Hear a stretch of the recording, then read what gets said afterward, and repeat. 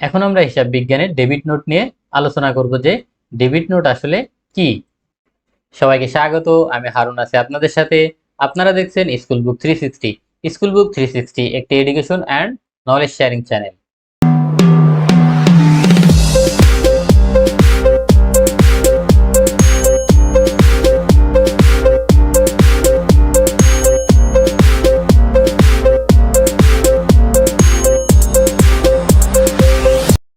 শুরুতে আমরা দেখব যে আসলে ডেবিট নোট কি।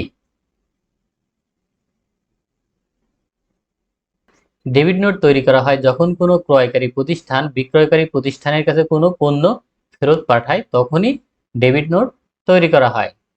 যখন কোনো ক্রয়কৃত পণ্য ক্রেতা বিক্রেতার নিকট ত্রুটি বা যে কোনো কারণে ফেরত পাঠায়, ওই ফেরত পণ্যের সাথে একটি পেপার বা একটি ডকুমেন্টস দেওয়া হয়, যেখানে উল্লেখ করা থাকে কেন পণ্য ফেরত পাঠানো হলো, কি পরিমাণ ফেরত পাঠানো হলো এবং ওই পণ্যের মূল্য কত ছিল। এই সম্বলিত যে ডকুমেন্টস বা পেপার ওই পণ্যের সাথে বিক্রেতার নিকট পাঠানো হয়, সেটাই আসলে ডেবিট নোট। এখন প্রশ্ন হতে পারে, ডেবিট নোট এটার নামকরণ কেন হলো? ডেবিট নোট বলা হয় এই কারণে, ক্রেতা যখন বিক্রেতার কাছে পণ্য ফেরত পাঠায়, তখন ওই নোটে ক্রেতা বিক্রেতাকে বলে দেয় যে আপনার কাছে পণ্য ফেরত পাঠানো হলো, এই পণ্য ফেরত পাঠানোর কারণে আপনার হিসাবটি আমরা ডেবিট করব। এই যে ওই নোটে বলে দেয় যে আপনার হিসাবটি আমরা ডেবিট করব, এই জন্যই এটার নাম আসলে ডেবিট নোট।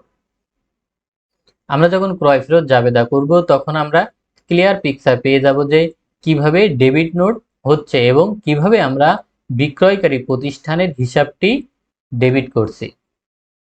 তার মানে এখানে দাঁড়ালো, ক্রয়কারী প্রতিষ্ঠান ডেবিট নোট তৈরি করে এবং এই ডেবিট নোটটি রিসিভ করে বিক্রয়কারী প্রতিষ্ঠান। এখন আমরা দেখব যে ডেবিট নোটের নমুনা কি বা ফরম্যাট কি।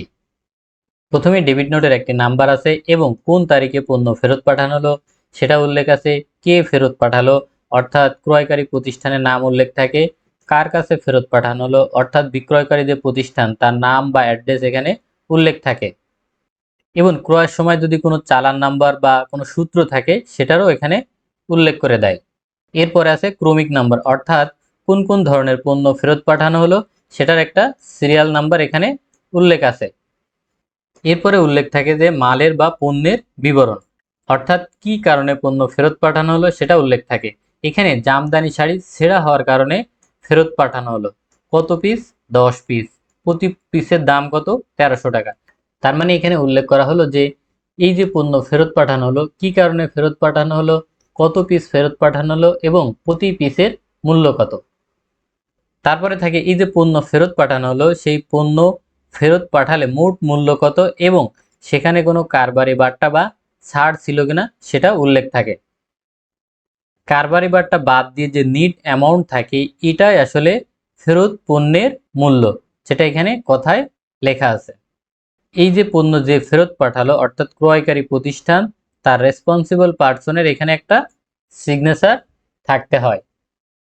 তার মানে দাঁড়ালো এখানে ডেবিট নোট প্রস্তুত করে ক্রয়কারী প্রতিষ্ঠান যে বিক্রেতার নিকট পণ্য ফেরত পাঠাচ্ছে।